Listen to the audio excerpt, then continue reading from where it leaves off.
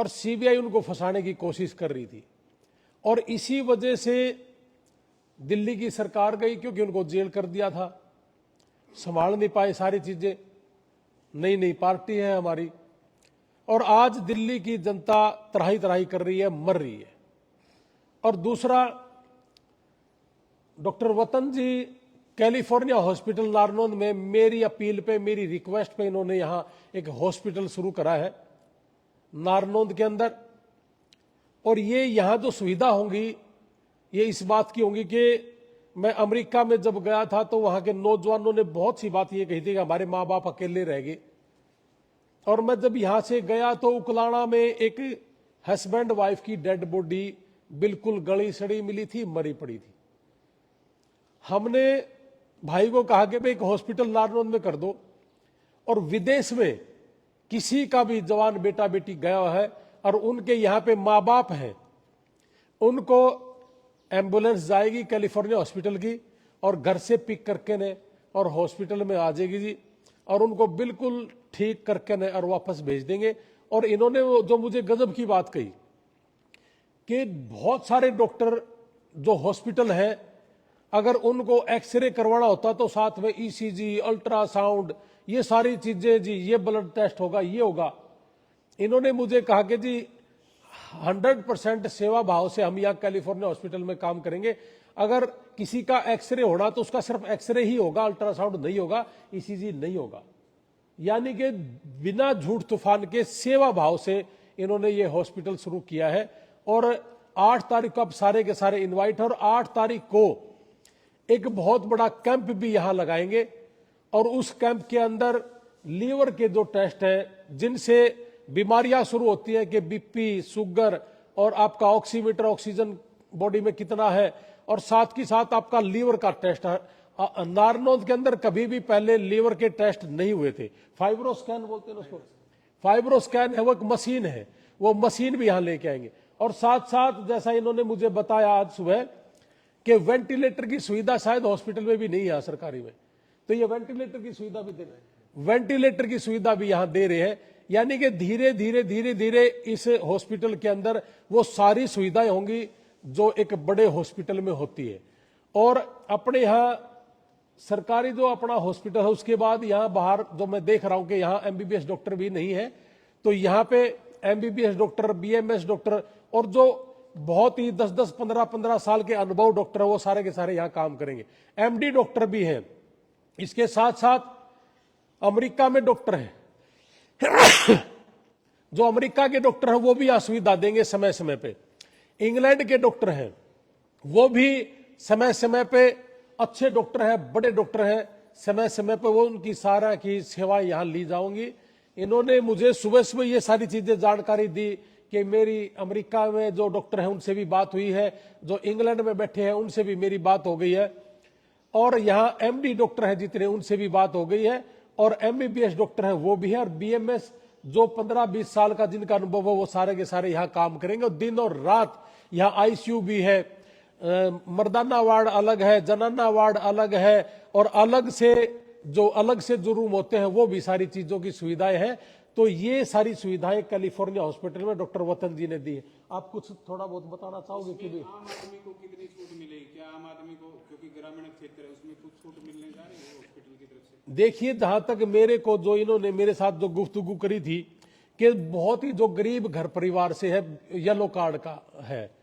एक तो ये जो हॉस्पिटल कर रहे हैं ना, जो से दुकानदारी है, मैं किसी के खिलाफ नहीं हूं, लेकिन जी पर्ची नहीं काटनी और दवाई देनी, और दवाई के अंदर सूट दिया ज्यादा और उससे इनकम कर रहे हैं। यहाँ ये हॉस्पिटल प्रॉपर हॉस्पिटल है, जैसे पर्ची काटी जाती है, उनको दवाई देना है, वो सारी चीजें हैं। जो आपने क्वेश्चन करा कि भाई गरीब आदमी के लिए क्या सुविधाएं हो सकती है, जो गरीब आदमी है, जैसा भी वो गरीब आदमी है, इन्होंने सुबह मुझे यही बताया कि भाई जो यहां से हिसार तक का भाड़ा है, उसी भाड़े से हम शुरू करेंगे उसका काम। और रही बात दवाइयों की, दवाइयां ओरिजिनल पूरे नारनौंद में मैं एक बार नहीं तो 3-4 बार चेक कर चुका हूं कि नारनौंद के अंदर जो केमिस्ट की दुकान है, ये मेरे खिलाफ भी हो जाएंगे सारे के सारे, यहां भी ओरिजिनल दवाइयां नहीं मिलती।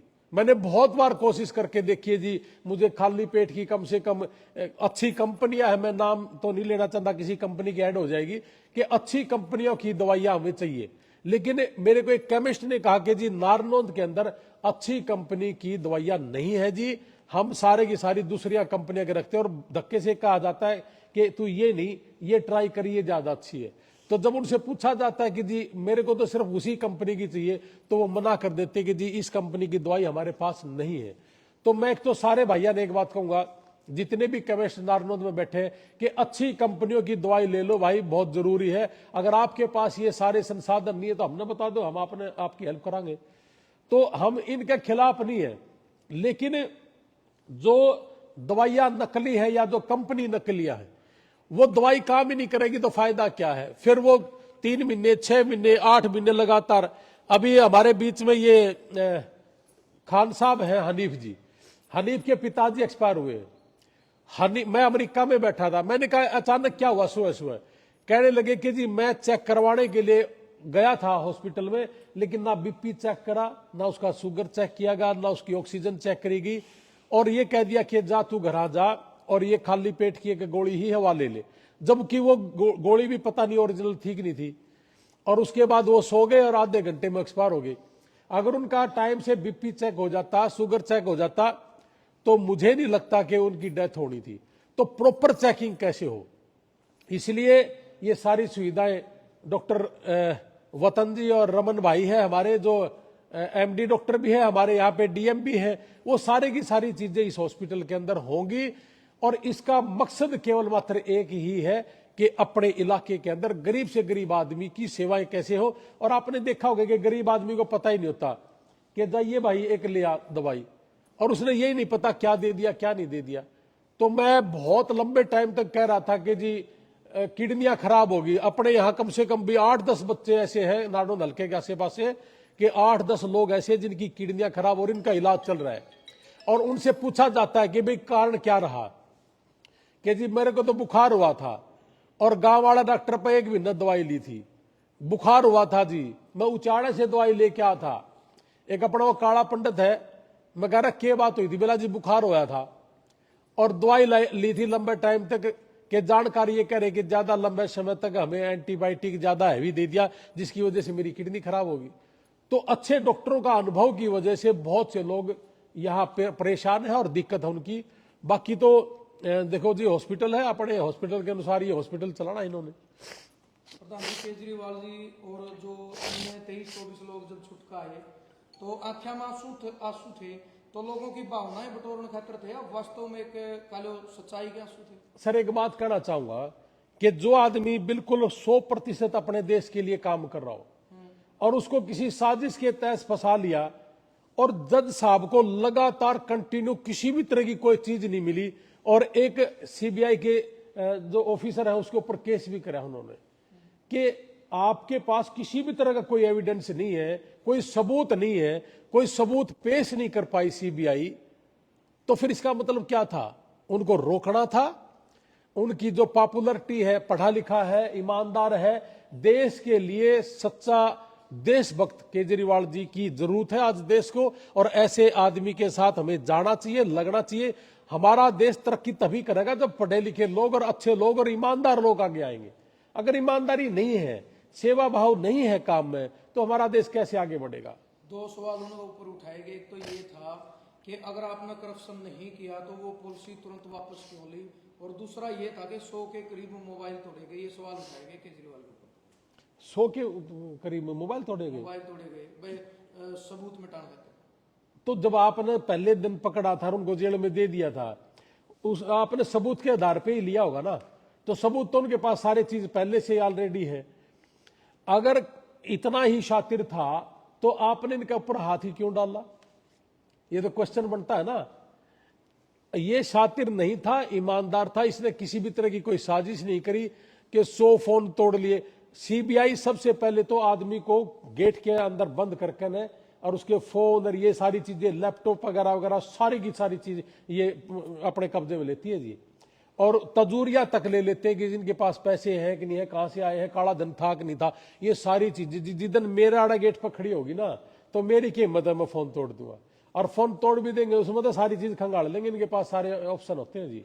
तो ये चीजें है ना, बिल्कुल झूठ है, तूफान है, कुछ नहीं है इन चीजों के अंदर। पॉलिसी वापस लेने की बात है। दूसरी तरफ 57 आरोपी थे, सीबीआई ने वो जो कैप्टन अभिमन्यु की कोठी फूकी थी वो बरी कर दी है।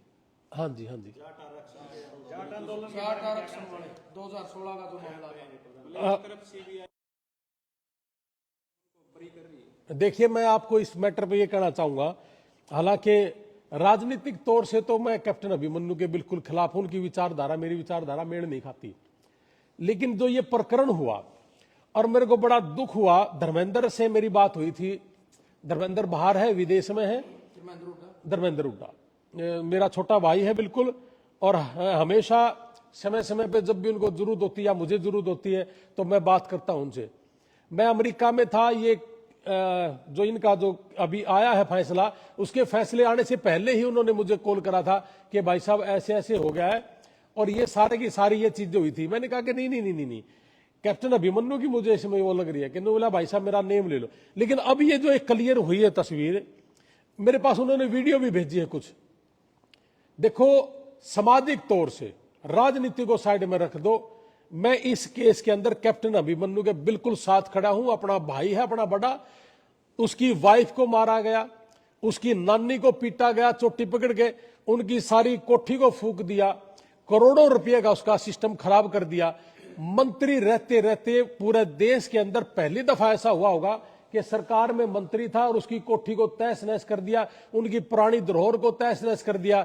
अरे उसकी नानी को पीटा गया, उसकी वाइफ को पीटा गया, उसके बच्चे को पीटेगा, उनके कुत्ते फूंक दिए, मतलब जिंदा कुत्ते फूंक दिए, पशु फूंक दिए। जैसे धर्मेंद्र ने मुझे बताई ये चीजें कि जी मेरी जमानत हुई है उसी चीज पे हुई है कि मैं एक कुत्ते को उठा के फेंक दिया और उसमें सरिया चला गया अंदर। मैं उस कुत्ते को लेकर ने चेक करवाया है, उसी वजह से उसने बताया कि मेरी जमानत हुई थी कि जी मैं इस काम में नहीं था। और वो सारे के सारे हैरानगी की बात तो ये है कि उस समय कांग्रेस पार्टी के पदाधिकारी थे, हुड्डा साहब के नजदीकी थे, और इस केस में सबसे ज्यादा जो नाम आया था प्रोफेसर वीरेंद्र सिंह का नाम आया था, और उन्होंने अपना ले दे के काम जमा लिया। तो कहने का मतलब ये है कि बीजेपी और ये सारे के सारे मिले हुए हैं जी। और मैं इस मामले में कैप्टन अभिमन्यु के साथ खड़ा हूं जी। भाई है हमारा, भाई खांडा का है, और खांडा में नारायण में कोई फर्क नहीं, मेरा बड़ा भाई है। और उसके साथ अगर जो भी तकलीफ हुई है जी, जो देखने मिली है, सुनने मिली है, अब भाई मैं तो मेरी मानू कि मैं जानू मेरा सगा भाई है, और मेरे भी बच्चे वही थे उस कोठी के अंदर। और कैप्टन अभिमन्यु की जो वाइफ है, मैं ये मानता हूं कि मेरे बड़े भाई की वाइफ थी, और उनकी जो माँ है जो व्हील चेयर पे थी, बच्चे थे, छोटे छोटे बच्चे थे। उन उपद्रवियों ने तो सिलेंडर लेके कोठी फूंक दी, पूरा घर, इतना बड़ा जो महल उन्होंने बनाया था, उसके पिताजी ने बनाया था, जो धरोहर बाप दादा की 50 साल से बनी हो, और उस कोठी को एक द्वेष भावना से फूंक दी। तो मैं ये कहना चाहूंगा कि भूपेंद्र सिंह हुड्डा जी, जो पूरा हरियाणा आपको जाट के नाम पे, जाट नेता या किसान के नाम पे अच्छा मानता था, आपकी छवि इस केस में बहुत ही घटिया तरीके से पेश जो हुई है, यानी कि जो आपने किया है ये काम, मैं तो ये कहूंगा कि आपकी साजिश इसके अंदर थी, सिर्फ और सिर्फ अपने बेटे को चीफ मिनिस्टर बनाने के लिए। यानी कि रोहतक के अंदर कैप्टन अभिमन्यु बड़ा ना बढ़े, कैप्टन अभिमन्यु का कोई परिवार आगे ना बढ़े, और सिर्फ मैं और मेरा बेटा या मेरा परिवार ही आगे बढ़े, ये चीजें इसके ऊपर दर्शाती है। मैं एक ही बात कहना चाहूंगा कि कांग्रेस राज जब जा रहा था तो मैं भी कांग्रेस में अध्यक्ष रहा हूं, हुड्डा साहब के साथ रहा हूं।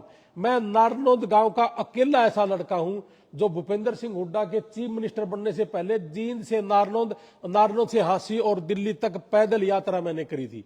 और मैं हमेशा यह कहता था कि हुड्डा साहब बहुत गजब के आदमी है, अच्छे इंसान है। लेकिन मेरे को 10 साल पहले एक बुजुर्ग मिले थे जींद किसी पेट्रोल पंप पे, और मैं बड़ी बड़ी बातें कर रहा था कि हुड्डा साहब बड़ा गजब का आदमी है, किसान का मसीहा, मजदूर के लिए काम करता है। और उसने कहा कि थू है यार तेरे भूपेंद्र सिंह हुड्डा पे। मेरी 10 किल्ले जमीन थी, सेक्शन 4 लगा के 1 करोड़ का किला 10 लाख रुपए में ले लिया भूपेंद्र सिंह हुड्डा ने। और मेरी नहीं, 15,000 किले 15,000 किसानों के घर उजाड़ दिए। और उसने ये कहा था कि बेटा मैं तेने लिख के दी हूं कदे ये और इसका परिवार राजनीति में कामयाब नहीं होगा। एक बिला किसान का कर्जदार और न्यू कहा वो बुजुर्ग रोया था बरड़ बरड़। और जब उस समय तो ले गणेश शाणे भी कोनी थे, मैं उसका नंबर गांव नाम ले लेंदा तो अच्छा था। वो जींद की साइड का था, जींद के एरिया में कौन सी जमीन इकवार हुई पता नहीं, रोहतक के साइड की होगी। तो उसने स्पेशली मुझे ये कहा करा बेटा तेरी बात सुन लग रहा था, और ये कह के रो देना। मेरी उसकी कोई जान पहचान भी नहीं थी कि 1 करोड़ का किला सेक्शन 4 लगा के ने और 10 लाख रुपए किला लेके ने और फिर सेक्शन 4 हटा के ने वह जमीन उल्टी बेच दी जो उसने बताई थी मुझे। तो मैं वो बता रहा हूं। तो मैं उस दिन से ही मुझे यह लगा था कि ये तो 100% प्रॉपर्टी डीलर और जो राजनीति है इसके अंदर एक बहुत ही गंदी राजनीति है। इस तरह की तो पूरे हरियाणा में मैंने किसी भी चीफ मिनिस्टर के अंदर या पूर्व मुख्यमंत्री के अंदर या आगे आने वाले के अंदर ऐसा नहीं था। यह चीज तो कैप्टन अभिमन्यु ने मैं खूब गंदा माना करता, लेकिन इन्होंने इसको जो से माफी दी है जैसे इतने बच्चों को, ये सारे के सारे किसान परिवार के बच्चे थे। कोई दूसरा आदमी होता तो देनी भी नहीं थी, जिसकी वाइफ और जमीन सारा सौदा ही तो फूक रखा था। अरबों खरबों रुपया का आपने तो यह भी सुनी थी भाई कैप्टन ने इसलिए जलवा लिया, अगर भाई 100 करोड़ तो ऊपर का लोन ले रहा है, वित्त मंत्री है ले लेगा, बालक थे, हमने भी ज्ञान नहीं था जी। मेरी धर्मेंद्र हुड्डा से बात हुई, सारी चीज उसने क्लियर करी, कुछ वीडियो भेजी, उसमें गाली दे रहे हैं, अरे जला दो रे इसका, उसने गाली दी माँ बहनी की कि जला दो इसका साले का पूरा लड्डू बांटे गए हैं, उसमें तो कुछ जितना भी कुछ उन्हें फंसा वो चीज ली गई है और वो सारे के सारे कांग्रेस के पदाधिकारी थे। तो इसका मतलब सिर्फ एक ही था कि भाई इस रोहतक के अंदर सिर्फ भूपेंद्र हुड्डा और दीपेंद्र हुड्डा ही इस हरियाणा पर राज करे, बाकी दुनिया का कोई आदमी राज नहीं करे। इसमें तो यह नजर आओ थी। अब अगर इसमें मैं न्यू मानूं कि भाई यार मैं राजनीति करूं और मैं कैप्टन की बढ़ाई नहीं करनी चाहिए, इससे सहानुभूति फैलेगी, तो भाई इस मामले में तो कैप्टन अभिमन्यु चाहे प्रधानमंत्री बन जाए मैं गल्ला हूं उसके गले। मैं गंदी राजनीति नहीं करता और गंदे तरीके की राजनीति में करना भी नहीं चाहता, लेकिन अगर यह चीज मेरे गले बन रही हो या मेरे भाई गले बन रही हो तो मेरे कितना दर्द होगा। भाई आज की डेट में मैं ईमानदारी से कहूं जी, मैं मेरे बाप दादा की जगह पे बैठा हूं, आप सारे के सारे मेरे भाई हो। आज की डेट में ये सारी चीज सुनकर मैं ये मानू कि मेरा सगा भाई के साथ ऐसा हुआ है और मेरा इतना दर्द है जितना कैप्टन अभिमन्यु का दर्द था। तो इसलिए भाई हम उनके साथ, और हमारी जो खाप है सतरोल खाप, मैं इसने सलूट करूं कि इन्होंने साथ लगकर न कैप्टन अभिमन्यु जी के साथ उन सारे भाइयों को बरी करवा दिया। और खापे क्या कर सकती हैं ये आज पूरे देश के अंदर एक मिसाल पेश कर दी कि सतरोल खाप ने इतने बच्चों को, और सतरोल खाप का ही सदस्य मैं हूं और सतरोल खाप में ही कैप्टन अभिमन्यु है कि हमारी खाप ने हमने मिलकर न भाई इतने किसान परिवारों को उजड़ने से बचा दिया। नहीं तो धर्मेंद्र की 18 साल की उम्र थी, 10 साल की दूध सा बिलोया गया जी जवानी का, जेल में और विदेश में लुके बैठे। तो कहने का मतलब यह है कि अच्छी सांस लेता, खुले में लेता। और धर्मेंद्र हुड्डा ने मैं बहुत नजदीक से जानू जी, मैंने 1-2 वीडियो न्यू भी देखी है कि भाई मोबाइल चोर लिया, इसने फलाना चीज कर ली। तो मैं ये कहना चाहूं कि जी धर्मेंद्र हुड्डा ना भूपेंद्र सिंह हुड्डा की छवि खराब करे। भूपेंद्र सिंह हुड्डा की छवि तो 2024 सारा सौदा थैली पर धरकर ने बेटे के खातर और बीजेपी के गिरवी धर तो दिया इसने, और इसकी छवि क्यों कर खराब होगी। आज पूरे हरियाणा के जितने भी किसान मजदूर परिवार में तो पूछना चाहूं, अगर भूपेंद्र सिंह हुड्डा सही नीति तक काम करता और सारा न बराबर लेकर चलता, जैसे भजनलाल जी को खत्म करने के लिए सारा ने इकट्ठा होकर के ना भजनलाल को खत्म करा था, इसे डाल जिन ने इनका साथ दिया था, इनका साथ अगर दे देता तो सरकार होती। और 70 सीट आनी थी जी, एक नहीं आनी थी। ये अपने आड़े देख लो, ये उचाना में वीरेंद्र सिंह का लड़का इन्हें खुद हराया है। ऐसी ऐसी कई सीट है।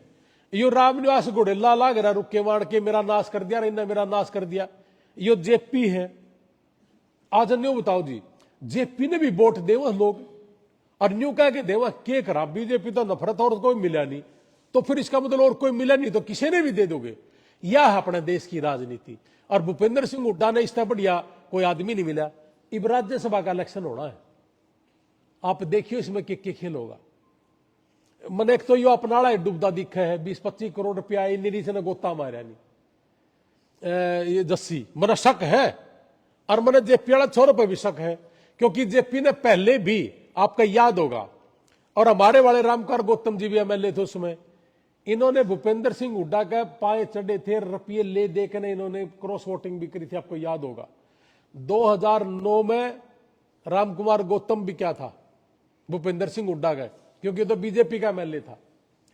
और उसके बाद जब राज्यसभा का इलेक्शन फिर होया और फिर जेपी स्याही खराब होगी जी, ठीक नहीं थी जी, पेन खराब हो गया था जी, इनके हुए थे ना पेन खराब, ये बिके थे उस समय। और अब भी मना वो चीज लग गया है कि एक तो ये महाराणा जस्सी बिकता दिखा है, क्योंकि आड़े 25-30 करोड़ रुपये बतेरे लेके जा रहा है, और इस इलेक्शन में भी 25-30 करोड़ गई नहीं, इसका गोता लग गया नहीं, इनकी सारे की पैन की स्याही खराब हुआ, मना शक है इस बात पर। उनका नाम भी धर्मेंद्र हुड्डा ने लाइव आके कहा कि विधायक जी जस्सी तक है कि मैं अगली वीडियो में फिर सबूत लेके भी आऊंगा, इनका भी नाम कहीं ना कहीं उस कोठी कांड में लिया गया है। देखो यह चीज तो मेरा आगे नहीं आई, और जय इस डाल का काम इन सारा जानू जस्सी भाई आप मेहनत कराया कर देनी होती, और अगली वीडियो में मैं नाम लेके और सबूत लेके सामने आऊंगा, इस तरीके की बात मैंने वीडियो नहीं सुनी, और मेरे हिसाब से इसका इस कांड तक कोई लेना देना भी नहीं होगा, मन लग गया। जस्सी टीम के जो कमेंट आ रहे थे उनको उन्होंने ये बोला था कि भाई जस्सी आप ही क्यों बोल रहे हो, जबकि 108 खापे नेगेटिव राजनीति नेगेटिव इंसान ही कर सकता है। मैं नेगेटिव इंसान नहीं हूं, मैं इसलिए इस कांड में अपना सगा भाई मानकर उसके साथ खड़ा हूं जी। राजनीतिक विचारधारा अलग हो सकती है, लेकिन पारिवारिक जो बात है, सामाजिक जो बात है, उस बात में मैं एक बात कहूं जी कि यह चीज अगर मारा गला बन जाती, यह चीज जो से कमेंट करने वाले हैं या जस्सी गला बन जाती, इसकी तो इतनी जीभ आवेगी, और तो को ओटा का ओटा बेरा नहीं इस पर, तो ये जो से चंदा इकट्ठा कर रखा ना इसमें इलेक्शन में, जय ये भी फूक गए नहीं, ये तो बर्ड के कलर भी नहीं लगता मेरे भाई। तो इसलिए उनने कमेंट नहीं करना चाहिए, उनने यह सोचनी चाहिए कि आज अगर यह चीज मेरे सगे भाई गला बन रही होंगी या मेरे भाई की बहू गला लठ मार रखे होंगे, यार कोई तरीका है यह चीज का। आप जाट आरक्षण का काम कर रहे थे या किसी आदमी की वर्दी ताड़ पर लाग रहे थे, आज वो मंत्री था, अरे मंत्री तो मेरा भी था, और इस सरकार में भारी भरकम मंत्री था, और मैं तो उनको लानत तो है इस सरकार पे जिसने इतना बड़ा मंत्री बना के और उसको प्रोटेक्शन नहीं दे पाए। उस समय तो सरकार थी भाई साहब, सरकार भी थी, और 2 नंबर का 2nd नंबर का ये मंत्री भी था, 17 डिपार्टमेंट भी बता रहे हैं जी था, लेकिन ये 14 अब इतना भारी मंत्रालय दे दिया, और ओड़ा को सिक्योरिटी नहीं लाई कि साजिश तो मैंने सरकार की भी लगा है, अगर भाई इसने जीरो बना लो फलानी कर लो। देखो कहने का मतलब ये है जी कि कहीं ना कहीं बहुत बड़ी साजिश इसके साथ भी हुई। मैं ये नहीं कहता कि अच्छा आदमी है, निकम्मा तो यू भी बतेरा है, इसके अंदर घमंड इतना भरा खड़ा है जी, किसी गला बात करके भी राजी को नहीं। लेकिन इस कांड का मैंने तो बीजेपी की सरकार भी मैं लागी थी, क्योंकि ओडर सिक्योरिटी नहीं थी। अरे इतना बड़ा होने लग रहा है, और आंदोलन में तो किसी भी तरह है उग्र रूप कहीं भी जा सके है, तो उसको ऊपर प्रोटेक्शन देना चाहिए था सरकार ने भी। और न्यूनतम भूपेंद्र सिंह हुड्डा के सर पे एक की बीमारी थी कि तूर तेरा छोरा बाकी इस देश में नहीं कोई भी पैदा होना चाहिए राजनीति से। और मैं तो भाई धर्मेंद्र हुड्डा गला आज तक हो नहीं, मैं तो 15-20 साल तो उस भाई की मैंने बातें ज्ञान है, मन्ना तो आज तक कदे कि मैं हरक फर्क नहीं लग गया। बतेरे को दिन मोबाइल चोर लिया, मोबाइल ने चोर खातर धर्मेंद्र खड़ा हो रहा था कि मोबाइल उसकी एक जुबान हाल है कि मैं मोबाइल के 50 गेर दूंगा उसके भाई के दौरान, मोबाइल का खतरा। वो विदेश में बैठा है, मोबाइल चोर के गया है, वो विदेश में बैठा है, काम लाग रहा है करण। और बतेरे से काम है मैंने धर्मेंद्र भाई थी कि मैं बोले इसकी हेल्प करनी है, धर्मेंद्र ने हेल्प भी करी है। और आज तक 15-20 दिन पहला फोन आ लिया था कि भाई साहब हम बरी हो लिए हैं और मैं अपना कुछ ऐसी चीज बताऊंगा।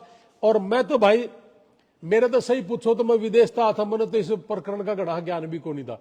उस भाई ने मेरी कही थी, बोले एक बार वीडियो देखोगे भाई साहब, उस वीडियो में गाली देने लग रहे हैं मेरे पास वीडियो अब भी, और गाली देकर ना पूरी कोठी जला देना, बम ब्लास्ट की तरह जैसे सिलेंडर को फोड़ देना, ये सारी चीजें कैप्टन अभिमन्यु।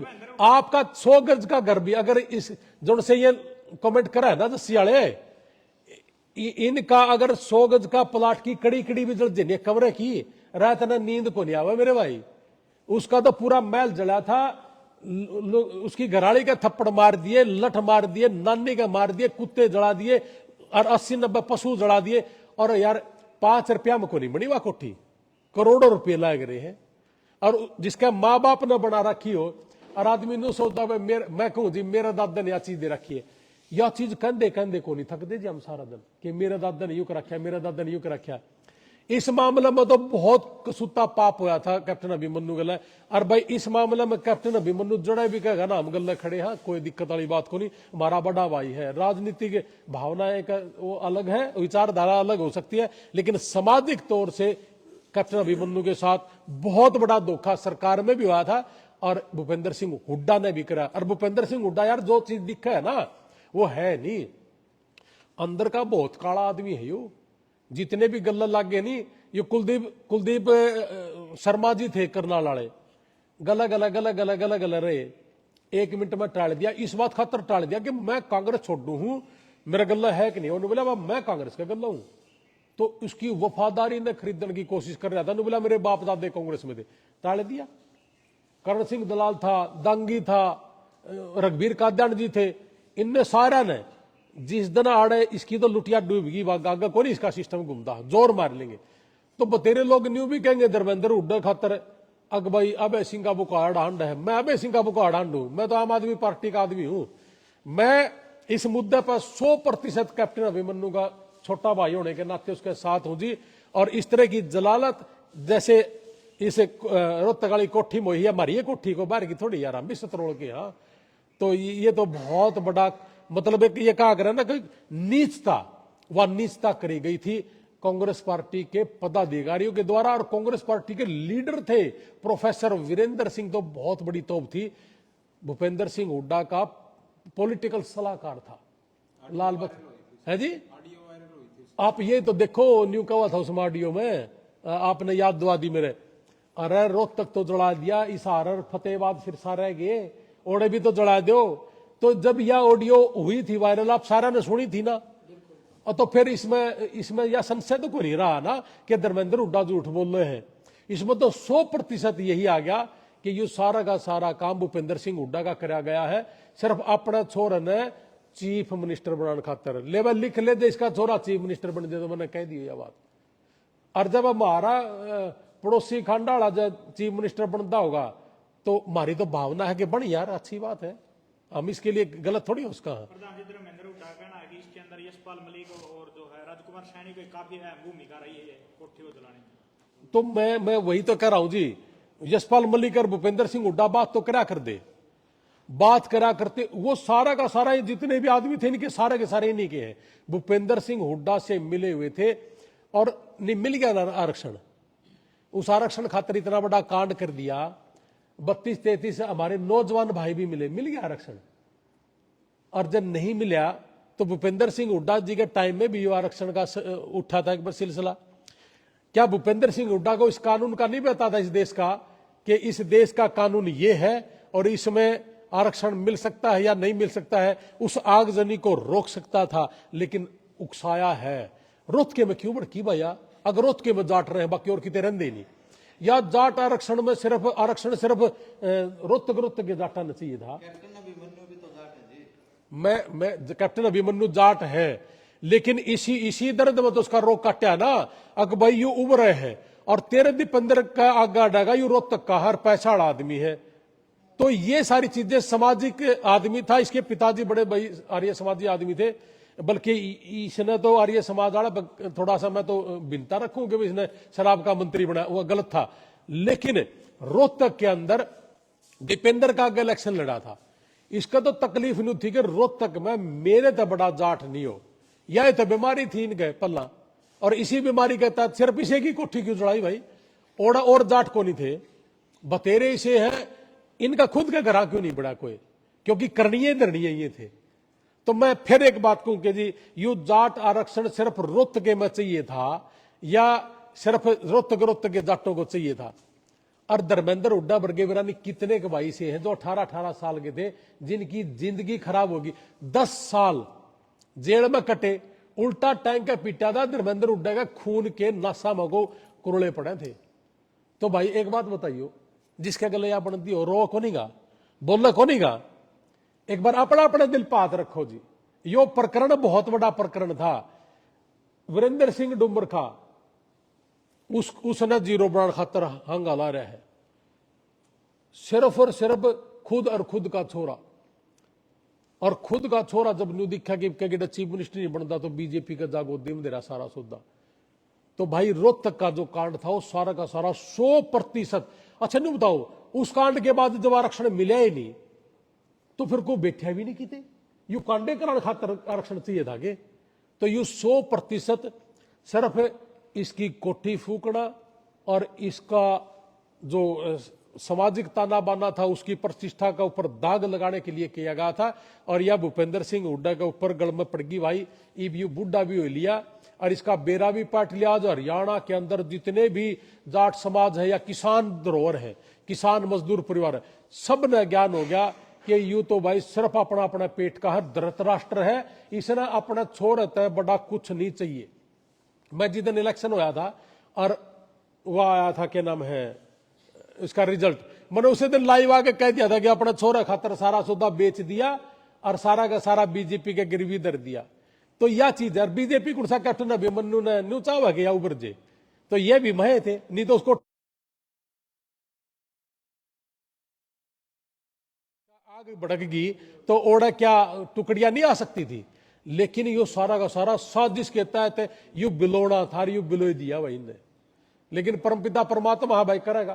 प्रधान जी, एक सुनील संधू है कैथल बरका गांव में, हाँ हाँ हाँ हाँ। तो उनको नौकरी तो बर्खास्त किया गया। जो एसपी साहिबा है मैडम, उन्होंने बता के दो मतलब ऐसी चीजें हैं जिस पर उन्होंने कानून तोड़ा है, उसके लिए उसको बर्खास्त किया गया। और शायद 26 तारीख तक का उसके पास समय है अपने आप को साबित करने। अच्छा मैंने एक बात बताओ जी, है। मैंने एक चीज बताओ जी, एक तो पंजाब सरकार है आम आदमी पार्टी की, जो न्यू कहे एक बार न्यू बता दो नशा दरिया कड़ा हम उन्हें जब बैठा लेंगे। मैं ओडे कुछ जिलों में काम कर रहा हूं जी, मेरी भी मनीष सिसोदिया जी ने ड्यूटी लगा रखी है। मैंने कहा जी ये तहसीलदार अच्छा नहीं है, ये भ्रष्टाचार करता है, पैसे खाता है। हमारी रिपोर्ट पे 20 तहसीलदारों को सस्पेंड कर दिया। हमने कहा जी इस गांव में फलाना आदमी नशा बेचता है, उन्होंने उठा के उसको जेल में दे दिया। हमने कहा जी लोग कह रहे कि भी छोटे लोगों को तो उठा लिया, लेकिन जहां से नशा आ रहा है उन बड़े लोगों को कैसे पकड़ोगे। उन्होंने उन मंत्रियों को पकड़ कर अंदर दे दिया। आज हरियाणा के अंदर कमेटी बनाई गई गांव वाइज, मुझे पता है, हमने बनाई हूं कमेटियां। आज हरियाणा के अंदर एसपी मैडम ने सुनील संधू की खुद ड्यूटी लगाई थी कि आपकी फेसबुक दुनिया देखती है। जब तो इनको ये अच्छा लग रहा था कि इस फेसबुक को खा लो और इसकी जो पॉपुलरिटी है उसने अपना बुना लो। एसपी मैडम की बड़ी हवा थी कि एसपी मैडम ने बहुत अच्छा काम कर रखा है, क्योंकि कराया तो करता सुनील संधू। और डीएसपी का भी दर्द था, क्योंकि डीएसपी के नीचे सुनील संधू ने किसी के घर में रेड मार के ने और वो स्मैक पकड़ लीजिए, बेरनिया फीम पकड़ी। अब इनका जो कमाई का जो जरिया था ना, उसको पर उन्होंने चोट करी और जड़ा कमाई का धंधा उसका जीरो होने लग गया। ओडे डीएसपी के भी दर्द होया, रोड़े एसपी के भी दर्द हो गया। और इन तो ऊपर मंत्री का दर्द होया होगा, उनने फोन करा एसपी ने, एसपी ने करा डीएसपी ने, और इसका तागा करो भाई। आज उसकी पॉपुलरिटी पूरा वर्ल्ड में जारी है। यानी कि ये कह के उसको नशा मुक्त की टीम में शामिल कर देना कि आप एक बहुत ही सोशल वर्कर हैं और आपका जो फेसबुक है वो पूरी दुनिया देखती है, आपको इस टीम का हेड बनाकर ना हम नशा मुक्ति उस पर लगावांगे। और फिर यूं कह देना कि जी आप इसका गलत यूज कर रहे हो। कहां गलत यूज करा? उसने तो नशा पकड़ा है ना। क्या उस नशे से किसी की जिंदगी नहीं बचेगी? अगर उन्होंने टिक्के पकड़े हैं, एक एक टिक्का 10-10 लोग लगा रहे थे। HIV एड देखो कैथल के अंदर कितना है, और उसने ऐसा काम किया। उसको तो देना तो चाहिए था प्रोत्साहन राशि, उसको पुरस्कार देना चाहिए था, राष्ट्रपति से अवार्ड दिलवाना चाहिए था, और अवार्ड दिया उसको होली के ऊपर बर्खास्त की का कि ले तेरे बालक भी भूखे मरेंगे, तू भी भूखा मरेगा। मैं तो एक बात कहूं सुनील संधू भाई ने कि पूरे हरियाणा में नशा मुक्ति के खिलाफ अभियान छेड़ दे।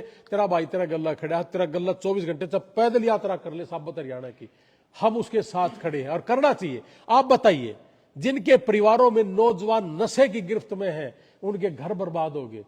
उनको बचाने के लिए सुनील संधू ने घर में भी रेड मार दी, लेकिन डीएसपी का एसपी का तो कमाई का मतलब था। मैं तो ये कहूंगा, मैं हरियाणा सरकार से मांग करूं कि एसपी को और डीएसपी को बर्खास्त करना चाहिए और सुनील संधू को बहाल करना चाहिए। एक बात और सुनील संधू ने यह कही है कि भाई मैं अकेला नहीं जाया करूंगा, मेरे गलत 10-12 लोग और होया कर दे, फिर मेरा अकेले का कसूर के था उसमें, अकेला टीम जाया कर दी।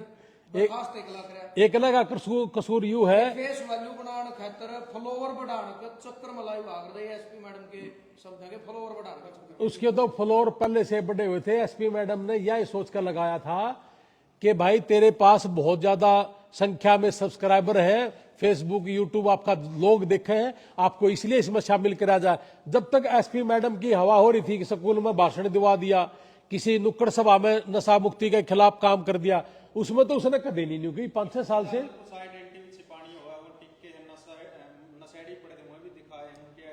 तो मान लिया कि वह बिल्कुल मंजीत जी बिल्कुल ठीक कह रहे हो आप कि मान लिया इतना करते करते वह एक बार मेरे से गलती होगी किसी कारणवश, तो उसको डिपार्टमेंट, वह छोटी ही गलती है, उसको तो डिपार्टमेंट छुपा सकता था, लेकिन वो तो इसको ऊपर नु सोच कर न कि अब यू गलत काम लाग रहा कर और इनका जो कमाई का जरिया है उसने खराब लाग रहा कर, उसी को बना लिया उसने। नहीं तो ये कुछ से सारे काम सही करने लग रही। पुलिस डिपार्टमेंट में बहुत भ्रष्टाचार है जी, इसमें बहुत से ऐसे हैं जो धक्का चेप दे सारा काम ने। और यू जो मान ले इस पर छोटी मोटी या गलती होगी, इतना ये टिक्के क्यों दिखाए, दिखा दिए जी, कह सकते थे कि जी भाई आगे से ना करियो। ये कौन सा काम है कि इसको सस्पेंड कर दिया, और सस्पेंड भी इसलिए कर दिया कि आपने फिर से ये कहा कि डीएसपी मैंने धमकी देवा था। वो मैं कल मिल क्या हूं सुनील संधू ने, उन्होंने उसको ये कहा कि तेरा किमें न किमें दर के अंदर भीतर दे देंगे। तो इसका मतलब तो यह होया कि भाई कमाई का जरिया इनका बंद होना नहीं और भाई इन्हें ठोक देना काम। मैं भी 8-10 साल पहले नशे के खिलाफ काम लग गया था करण। एक पुलिस ऑफिसर ने मुझे भी कहा था कि रणबीर जैसे ही इनका कमाई का जरिया हट जाएगा ना, उसे टाइम आपको ऊपर कोई को अटैक कर देगा। और मेरे 2-3 ने कही भी यह बात कि जी आप हमारे बीच में ना आओ और नहीं तो ठीक नहीं होगी, मेरी धमकी दी भी थी उन्होंने। तो मैं आपने एक बात बताऊं कि अपने देश में कोई भी आदमी किसान मजदूर ने उभारण का काम करे है तो इसका मतलब यू थोड़ी कि वो मतलब देशद्रोही हो गया। तो देशद्रोही वाला काम सा कर दिया इसके गले। हजारों लाखों पेड़ लगाए हैं इसने, बहुत से गरीब बहनों की शादी करवाई है इसने, गरीब लोगों के घर तक भी बनवाए हैं, और ईब नशे के खिलाफ काम कर रहा था। एक पुलिस कांस्टेबल वर्दी के अंदर 24 घंटे दिन रात रोड पर लगा रहे। आज पूरा हरियाणा में नहीं बता दो कितने घर सुनील संधू पुलिस डिपार्टमेंट में, कितने घर वर्दी में जो काम कर रहे हैं। आपने बहुत सी वीडियो देखी होंगी। एसपी भी अपनी फेसबुक के ऊपर अच्छे अच्छे काम, देश के लिए जो अच्छे काम है वो अपने फेसबुक पर दिखावे हैं। तो सुनील संधू ने दिखा दिया तो क्या फांसी आ गई।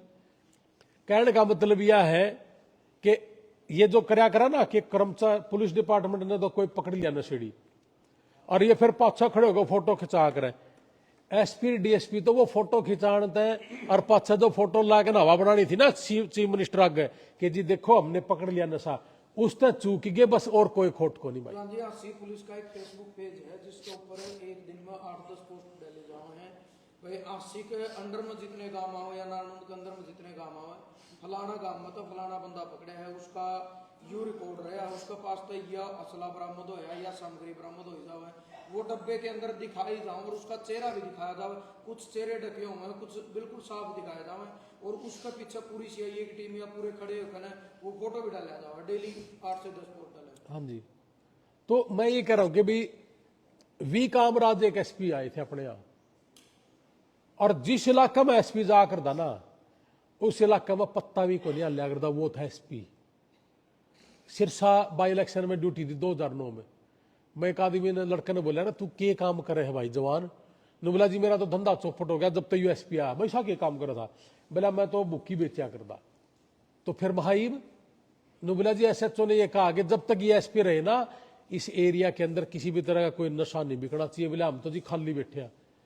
आप एक बात बताओ, जिस एरिया में डीएसपी की ड्यूटी है, एसपी जिस जिले की है, अगर उसके एरिया में नशा बिके है तो क्वेश्चन मार्क है कि वो या तो किसी मंत्री के लिए काम कर रहे हैं पैसे कमाने के लिए, और या वह अपनी खुद की जेब भर है। नहीं तो यार एसपी जिस जिले में हो और उस जिले के अंदर नशा बिक जाए तो भाई मैं तो भाई थूकता हूं ऐसी नौकरी के ऊपर।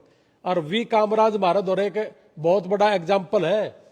सज्जन आपको तो पता है वी कामराज का रमेश जी के आड़े गौशाला में काम करा उसने, नशा बिका करता उसके इलाके में, बूंद भी नहीं थी, बूंद भी। एक डीएसपी मिले थे, ने बोला मेरी अम्बाड़ा ड्यूटी थी भाई, एक बूंद नहीं बिकन दी, लेकिन किसी चीज में फंसा के सस्पेंड कर दिया मिला में। तो भाई अपना आड़ा तो जो ईमानदारी ते नियत तक काम करे ना, केस लाए देंगे, भीतर ठोक देंगे, जुकर केजरीवाल ठोक दिया, ईमानदारी तक काम करा था, आगे बढ़ा है, पढ़ा लिखा है। और मोदी जी ने बोला अब भाई घना शाना है, सारे सबूत मिटाया गया।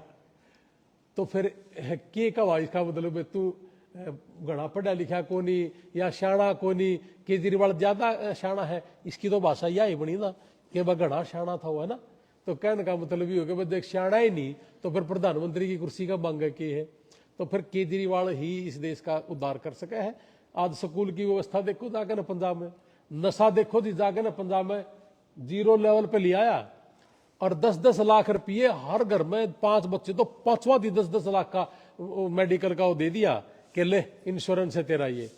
तो कहने का मतलब ये कि आप देश के व्यवस्था, अगर आपका हेल्थ और एजुकेशन सही है तो आप तरक्की करोगे, और हेल्थ और एजुकेशन सही नहीं है तो तरक्की नहीं कर सकते।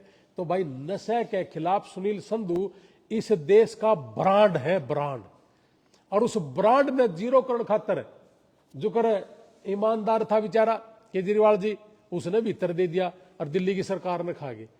आज इसने काम करने लग रहे थे, कदे यू बहुत बड़ा ना बन जो गणे, तो पॉलिटिशियन के भी दिक्कत आ रही होगी। मेरे वर्गे गणे हंड दे पाओगे, कदे यू चीफ मिनिस्टर नहीं बन दे। ईमानदार आदमी, अच्छा आदमी अगर आगे बढ़ता है तो रणबीर लोहान उसका गल्ला है, चाहे कैप्टन अभिमन्यु हो चाहे सुनील संधू हो। मैं मेरे खातर MLA बन खातर मंत्री खातर नहीं हंडदा जी। जिस आदमी में जो गुण होंगे ना और इस देश खातर काम करता होगा, रणबीर लोहान उसका गल्ला खड़ा है, चाहे वो कैप्टन अभिमन्यु है और चाहे सुनील संधू है चाहे रणबीर लोहान है। पंजाब के चुनाव भी नजदीक हैं, मुख्यमंत्री नायब सैनी भी काफी चक्कर लगाने लगे हैं पंजाब में। नायब सैनी आड़ा कोथल कैथल में सुनील संधू वाला केस ने तो संभाल ले, ओड़ा जाके न के करेगा। आड़ा तो नशा गली गली बिकने लग रहा है, ओड़ा जाके के का होगा।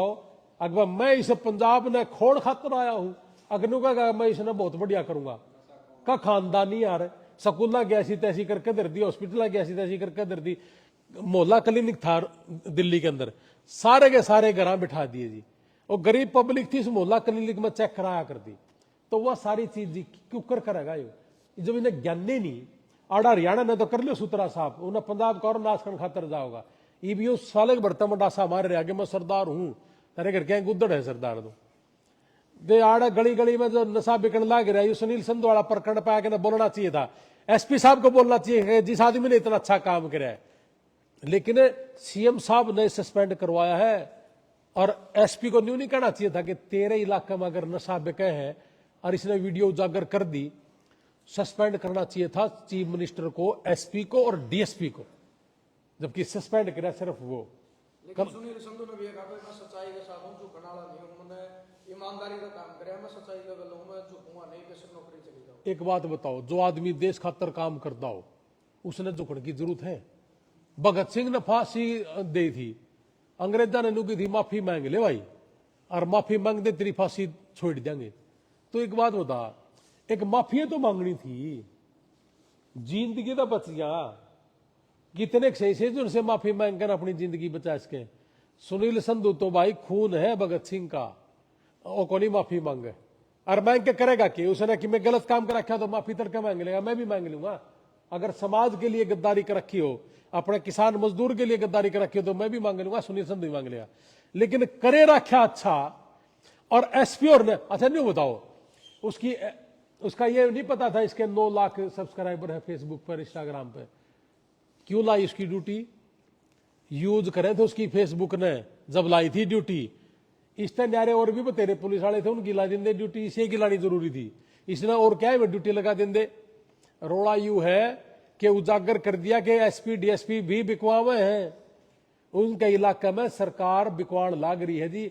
और नहीं तो मैं तो फिर वी कामराज का दी हूं जी जवाब कि जिस एरिया में वी कामराज SP था, उस एरिया के अंदर एक बूंद भी नहीं बिकी जिस नशे की, और बिकी हो तो रिकॉर्ड काट लो।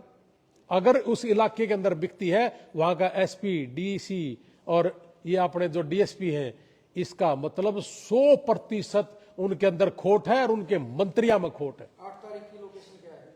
ये डॉक्टर साहब बताऊंगे जी। कैलिफोर्निया हॉस्पिटल है जी, जो अपना हासिल वाला रोड है, इसका 4 लाइन खत्म होती है ना, वहाँ पे फ्री चेकअप है भाई, सारे के सारे आइयो नारनौंद में।